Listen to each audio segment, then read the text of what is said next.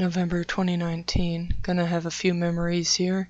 So, one thing I kind of remember, I guess it was from 15 years ago? Don't know. Doesn't matter. It was a talk by a person who claimed to have partially climbed, I think it was Mount McKinley, and I can't remember how it went, but a really big point this person kept pressing was that almost nobody ever made it to the top of mountains like McKinley or Everest, but he said that just getting partially up the mountain, even if it's less than halfway, was an enormous feat in itself. He showed like a bunch of photos on a projector. I can't remember how they looked. Okay, now I have a few other memories of people talking about the exact same thing, and they're kind of melding together. I can't separate out which memory goes where, because they're all under the category of people talking about giant snowy mountains and the expeditions. Let's just say that all the talks are one mishmash talk, and all of the speakers are one mishmash speaker. Amalgamates. Yeah,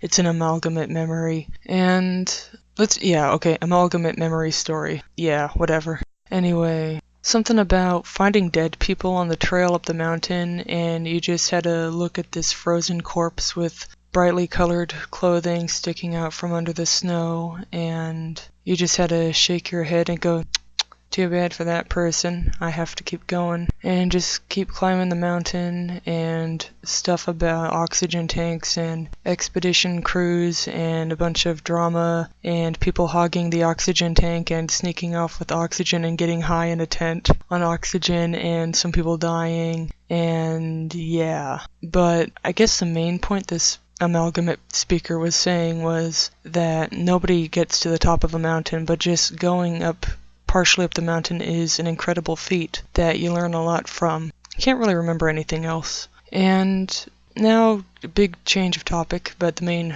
topic is just me remembering stuff. When I was a child, about under 10 years old, somewhere between 6 and 10 years old, there was a really rustic cabin by a lake. And now here's another weird thing about the way memory works and how your memories change in your own head over time. They age like wine or like vinegar, they go from one substance to another substance. So it's like grape juice turning into wine, turning into vinegar. I don't know, it just sits in your head and it changes itself. But I did not enjoy being at the cabin at the time because I was kind of a spoiled brat. I was never rich, but I had a home that was heated and had things that worked. It had indoor plumbing, it had hot water, it had video games and a TV. They weren't fancy, they were standard, but you don't know what you have until you're away from it. What little you take for granted, when it's gone, you're gonna miss it. Big important lesson in my life. And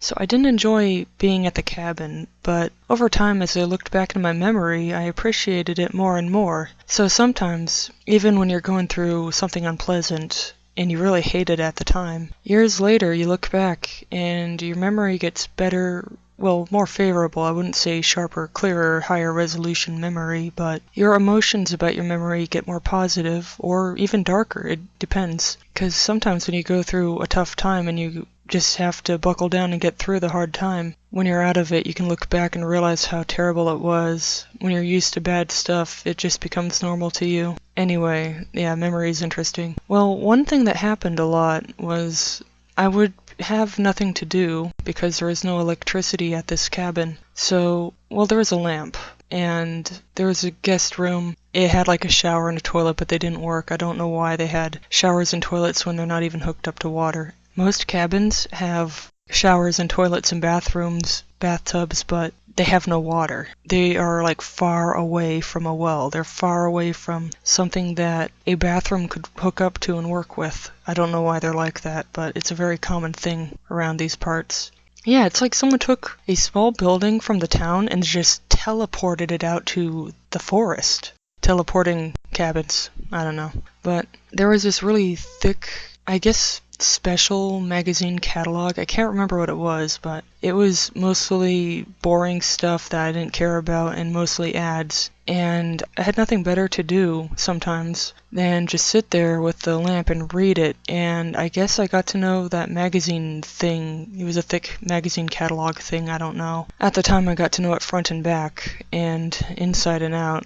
and it was just stupid, but what if, at the time, I knew about Orange 33? What if I knew about what kinds of people were promoted in media? What if I knew about what kinds of people got photographed and used in advertising? What if I knew about the words and diction people used and the secret stuff? What if I knew about that? It would have completely changed my outlook, because I was going through this thing dozens of times, but it was all boring. But what if I knew to look for Orange 33 and inversions? It would have been very different.